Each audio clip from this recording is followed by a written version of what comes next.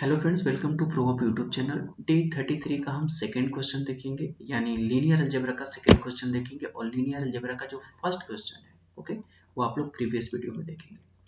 साथ ही साथ मैं आपको बता देना चाहता हूँ कि अलजेब्रा ऑफ मैट्रिसेस के क्वेश्चन जो यूपीएससी ने 2001 से 2022 के बीच पूछ रखा है, उसका सारा सोल्यूशन आपको हमारे इसी चैनल पे मिलेगा। ओके, अब हम लोगों ने लीनियर अलजेब्रा के जो क्वेश्चन है जो 2013 से 2022 तक यूपीएससी ने पूछ रखे हैं, उसका सॉल्यूशन कर रहे हैं। और अगर आप हमारे math daily answer writing program से जुड़ना चाहते हैं तो आप हमारे टेलीग्राम चैनल से जुड़ सकते हैं, जिसका लिंक हम वीडियो के डिस्क्रिप्शन बॉक्स में दे देंगे। ओके, साथ ही साथ आप हमारे चैनल को लाइक करिए, सब्सक्राइब करिए। ओके, तो चलिए देखते हैं बिना टाइम गवाए। यह आपका सेकेंड क्वेश्चन है जो यूपीएससी ने 2013 में पूछा था।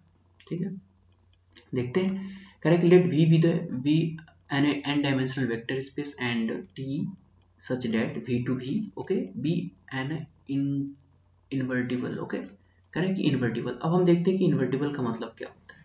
देखिए, जब भी आप कोई क्वेश्चन करिए तो उसमें जितने भी टर्म्स यूज होते हैं उन सारे के बारे में आप जानने की कोशिश करिए। ओके, अगर आपको क्वेश्चन के जितने टर्म्स हैं, अगर आप उसको जान जाते हैं कि इसमें क्या क्या टर्म्स यूज हैं, उनके डेफिनेशन, उनकी प्रॉपर्टी, सारी चीज़ों को अगर आप जानते हैं तो क्वेश्चन को 90% आपने सॉल्व कर लिया है। ओके, तो और ये भी है कि मैं पूरी कोशिश करता हूँ कि जो यूपीएससी में या फिर जो भी क्वेश्चन होते हैं, उस क्वेश्चन में जो टर्म्स यूज होते हैं उसको मैं पूरी तरह से आपको बता दूं, उसके डेफिनेशन, उसका मतलब है ना क्या होता है, ताकि आपको पूरी तरह से समझ में आ जाए और क्वेश्चन सॉल्व करने में आसानी हो।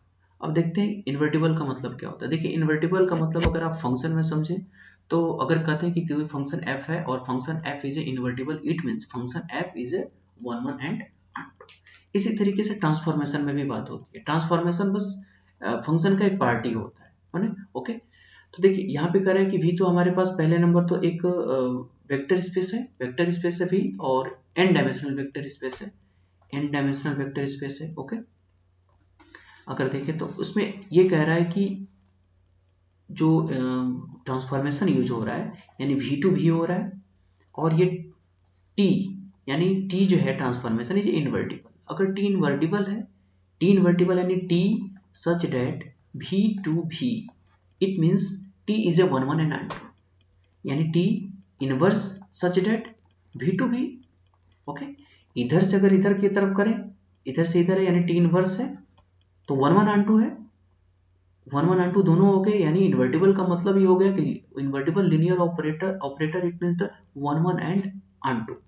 अब नेक्स्ट देखते हैं, if beta is a x1 x2 dot dot xn is a basis of v, then so that beta dash t of x1 t of x2 dot dot t of xn is a also basis of v। हमें ये prove करना है, ये हमें prove करना है। ठीक है, चलिए देखते हैं क्या क्या कह रहा है। देखिए, फर्स्ट कह रहा है कि t such that v to v, v to v is, ठीक है, b इन्वर्टिबल। ये क्या है आपका, इन्वर्टिबल है। ओके, अगर v टू v इन्वर्टिबल है, it means t inverse such that v to v, ये हो सकता है, ये होगा, यानी इट मीन्स t है आपका, t is one one and to, one one and onto. Okay, one one and onto. अब अगर t अगर वन वन है, it means kernel of t is equal to 0। अगर t वन वन है, ये guarantee दे रहा है, यानी अगर हम अब यहाँ पे ये भी समझ लीजिए आप कि अगर हमें ये दिखाना हो गया कि t जो है वो वन वन है, तो आपको कर्नल t को 0 दिखा देना है। अगर कर्नल t 0 के बराबर हो गया, it means t is a one one, यानी अगर t वन वन है तो ये गारंटी दे रहा है कि कर्नल t इजकल टू 0 होगा, कर्नल t इजकल टू 0, ये गारंटी ये हमें पता चल गया। अब देखिए अब हमारे पास क्या है, अब हमें जो बेसिस दिया है वो बेसिस क्या गिवन है, यानी कि बीटा इजकल टू हमारे पास जो बेसिस है वो x1 x2 dot dot dot xn is a basis, है ना। किसका बेसिस है, तो t such that v to v का ये बेसिस है, v टू v का बेसिस है। अब हमें नेक्स्ट जो प्रूफ क्या करना है, प्रूफ करना है कि t of x1 t of x2 dot dot dot t of xn क्या है, किसका बेसिस होना चाहिए, t inverse such that v to v का, okay, T inverse v to v का हमें क्या होना चाहिए, ये बेसिस है, हमें यही प्रूव करना है। सो तो हमें यही करना है कि b यानी beta dash equal to T X one T X two dot dot dot T X one X N, इसे basis of T inverse v to v का बेसिस है, ये हमें प्रूव करना है। ओके, अब चलिए स्टार्ट करते हैं प्रूफिंग। यहाँ तक तो हमने लिख लिया, ये प्रूफिंग ही स्टार्ट है आपका मतलब, ओके लिख लिया। अब हम इसमें जो और प्रोसेस इसमें ऐड करते हैं वो हमारा होगा कि अगर t11 है, अगर t11 है, ओके 111 है, तो अभी मैंने कहा कि t11 है, इट मींस ये इंप्लाई क्या करेगा कि kernel of t, okay, equal to 0, जैसा कि मैंने कहा। अब कर्नल ऑफ t में कौन कौन से एलिमेंट होंगे,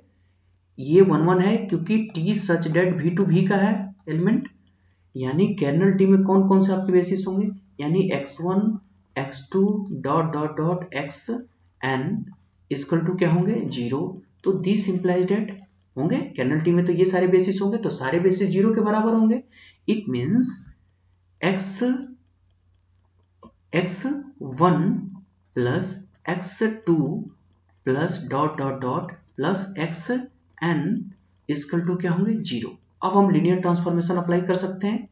अब linear transformation of x1 plus x2 plus dot dot dot plus xn equal to 0 होगा।